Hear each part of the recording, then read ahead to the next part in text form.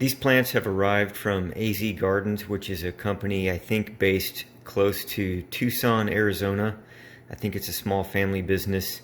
I ordered some plants from them years ago and didn't have bad results, but I have had some sketchy reviews that I've been reading about them lately, so I'm hoping this turns out not to be a disappointment because I've got a good amount of money invested in these plants. So let's hope that we get A, what we asked for, and B, healthy and in good shape.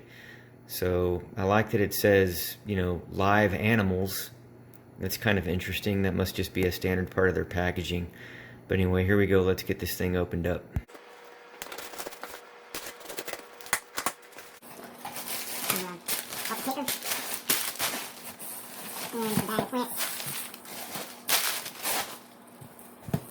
Let's see what we have here.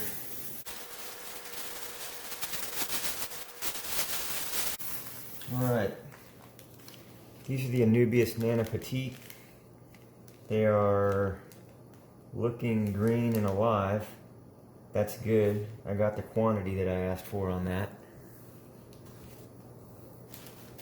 Got some Java fern. I did ask for 2. Those look alive and healthy and green as well.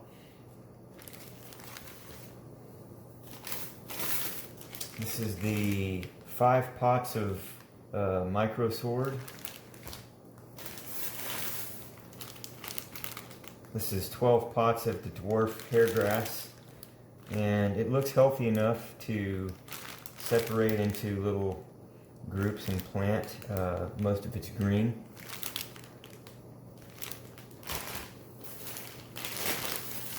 This is the Glosso, and it also looks well enough to separate and plant. So I got everything I asked for, except I did not get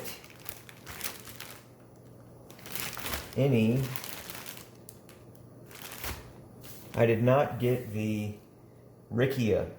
So I did pay for it, however I did not receive it, and they didn't say anything to me about that.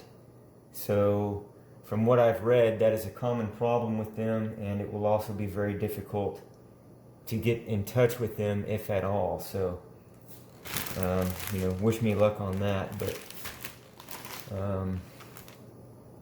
I think we can at least do most of what we plan to do. So I've prepared these plates with some paper towels and then poured water onto them, and I'll be separating all the little plantlets into plantable sized pieces. So I'll get started with the dwarf hairgrass. So this is a pot of the dwarf hairgrass, so I'll just be taking these out like that. That right there is a perfect example of a plantable little piece. But just to show you, I'll pull away all this rock wool and separate, to the best of my ability anyway,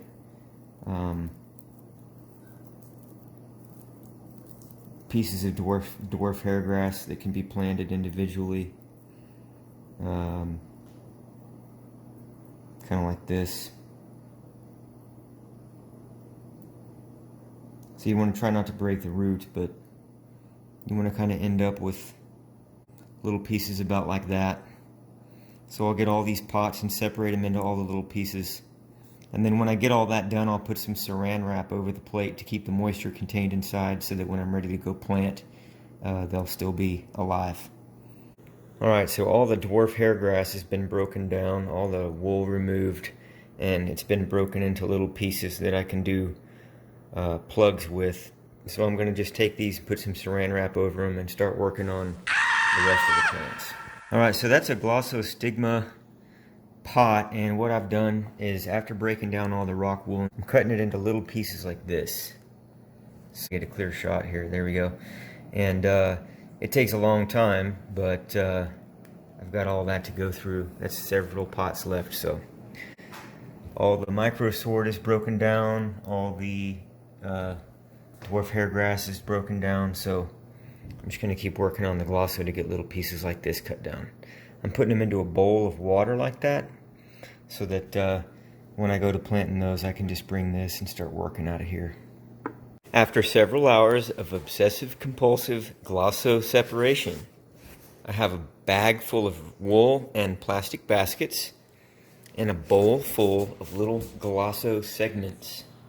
I literally have to plant each and every one of these little individual pieces in a 120-gallon aquarium.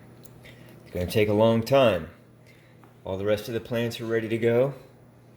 So the next step is to set up the hardscape, the driftwood, the rocks, and the substrate.